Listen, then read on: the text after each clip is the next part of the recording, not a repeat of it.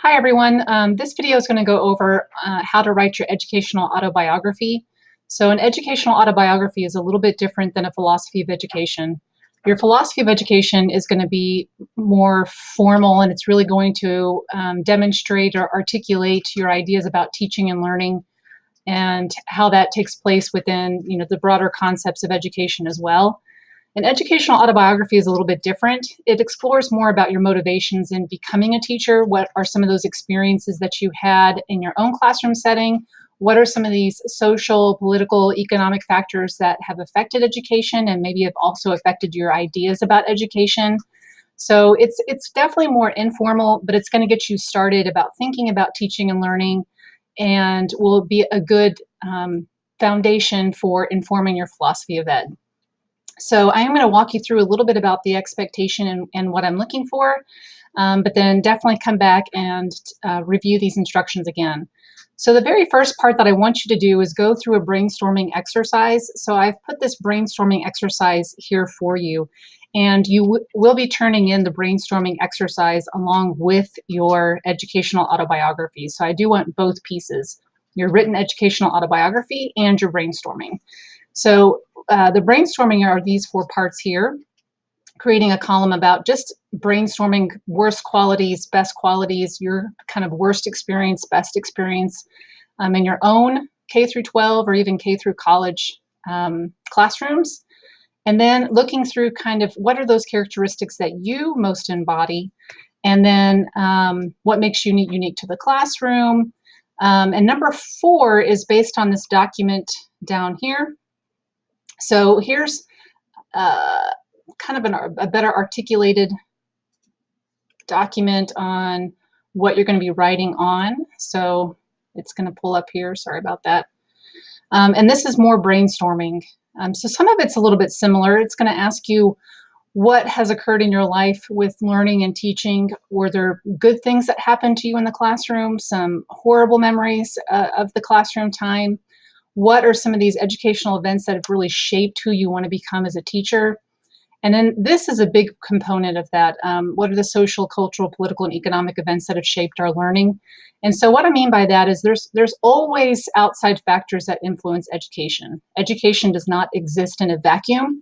Anytime there's new laws that are put into place, for example, No Child Left Behind is a big one that people remember or know about, and that was reauthorized to ESSA. Anytime those new laws are put into place, we see a direct impact on that in the classroom. Social things like technology, social media, that's definitely changed the way that classrooms are structured. Cultural things, now that we are a much more diverse state, we see a lot of different cultures inside of our classrooms, and so that definitely shapes the overall teaching and learning experiences as well.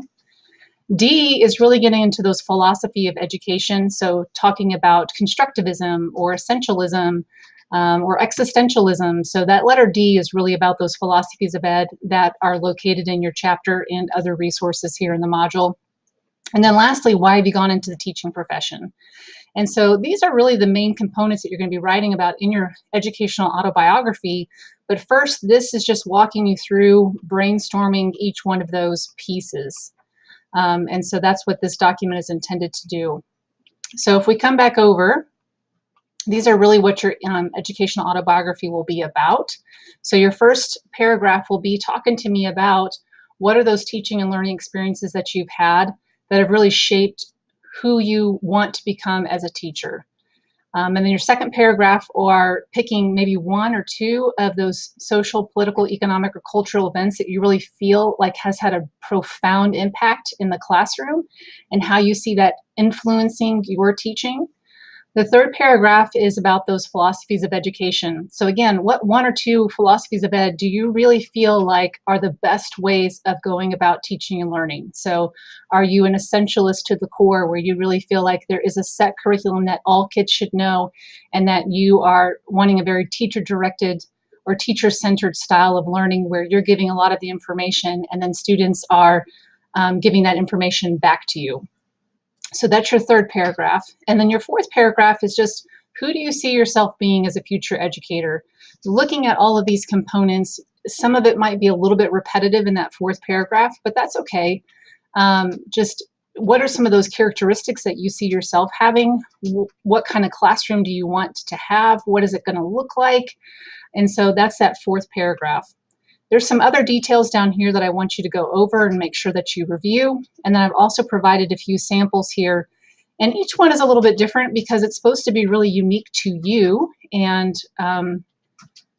what you really are as a future educator. And so while the samples are here and they're provided for you, sometimes students get really stuck on that, and that's the only thing they can see or think or hear. So make sure that although these are a guide and they kind of represent what I'm looking for, you can't copy or paste these autobiographies, obviously, and you really need to make sure it feels very authentic to who you are and not just a reiteration of whatever these other students have said. So I hope that provides some direction and some clarity, but of course, you can always feel free to email me for further questions.